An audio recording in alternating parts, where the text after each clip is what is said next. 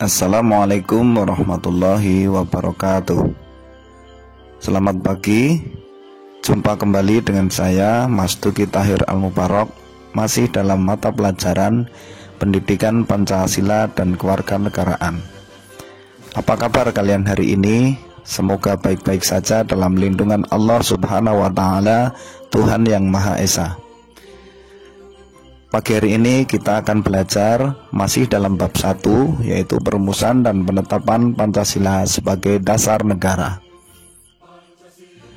Kompetensi dasar yang kita pelajari pagi hari ini adalah KD 31, yaitu KD pengetahuan, yaitu menganalisis proses perumusan dan penetapan Pancasila sebagai dasar negara. Dan KD 41, yaitu KD keterampilan, yaitu menyaji hasil analisis proses perumusan dan penetapan Pancasila sebagai dasar negara. Sedangkan tujuan pembelajaran kita pagi hari ini adalah setelah kita belajar tentang materi ini, diharapkan kalian akan mampu menunjukkan semangat komitmen para pendiri bangsa dalam merumuskan dan menetapkan Pancasila sebagai dasar negara. Dan juga diharapkan kalian mampu menyajikan praktik kewarganegaraan untuk mempertahankan Pancasila sebagai dasar negara. Baiklah, kita masuk ke materi, yaitu materi penetapan Pancasila sebagai dasar negara. Kalau kita tengok ke sejarah masa lalu, kekalahan Jepang dalam Perang Dunia Kedua membuka kesempatan bagi bangsa Indonesia untuk mempersiapkan kemerdekaan atas dasar prakarsa sendiri. Lalu bagaimana dampaknya terhadap keberadaan BPUPKI, yaitu lembaga yang dibentuk dan didirikan oleh Jepang? Setelah menyelesaikan tugasnya, BPUPKI dibubarkan. Dan sebagai gantinya, pada tanggal 7 Agustus 1945, Jepang mengumumkan pembentukan Panitia Persiapan Kemerdekaan Indonesia atau PPKI, yang dalam bahasa Jepang adalah Dokuritsu Zumbi Inkai.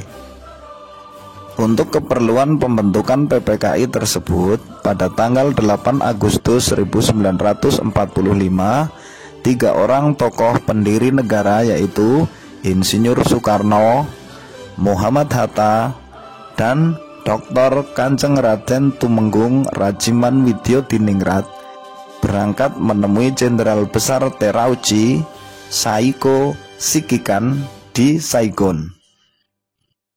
Dalam pertemuan tersebut, Insinyur Soekarno diangkat sebagai ketua PPKI dan Muhammad Hatta sebagai wakilnya. PPKI beranggotakan 21 orang termasuk ketua dan wakilnya.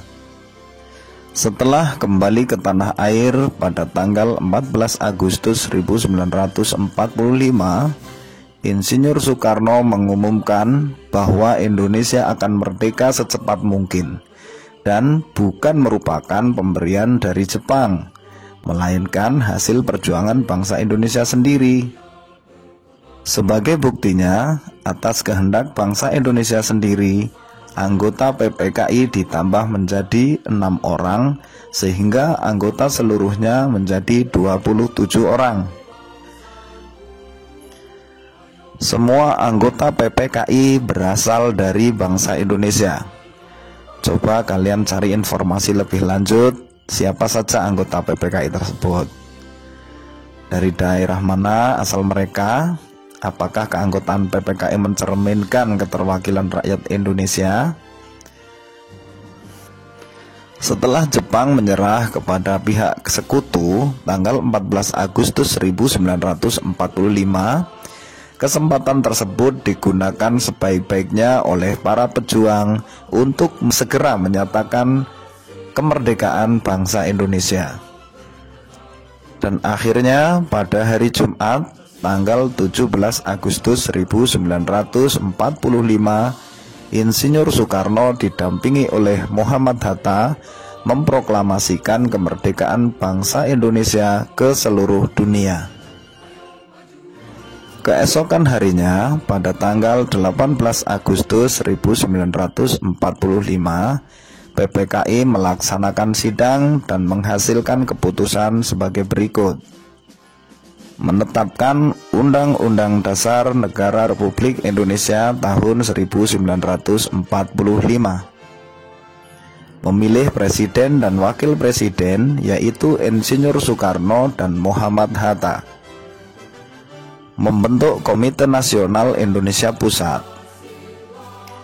Salah satu keputusan sidang PPKI adalah mengesahkan Undang-Undang Dasar 1945, yang mana berarti di dalamnya dalam pembukaan UUD 45 tersebut, dalam alinea keempat tercantum rumusan sila-sila Pancasila sebagai dasar negara, yang artinya secara tidak langsung dasar negara yaitu Pancasila langsung ditetapkan melalui sidang PPKI pada tanggal 18 Agustus 1945. Baiklah, cukup sekian materi pada pagi hari ini dan kita masuk ke tugas. Untuk tugas, carilah siapa saja anggota PPKI dan dari daerah mana mereka berasal. Tulis tugas di dalam buku dengan jelas, kemudian foto tugas, dan kumpulkan melalui link yang nanti saya bagikan. Kita akhiri dengan hamdalah bersama. Alhamdulillahirabbil alamin. Jangan sia-siakan waktumu tanpa belajar. Wassalamualaikum warahmatullahi wabarakatuh.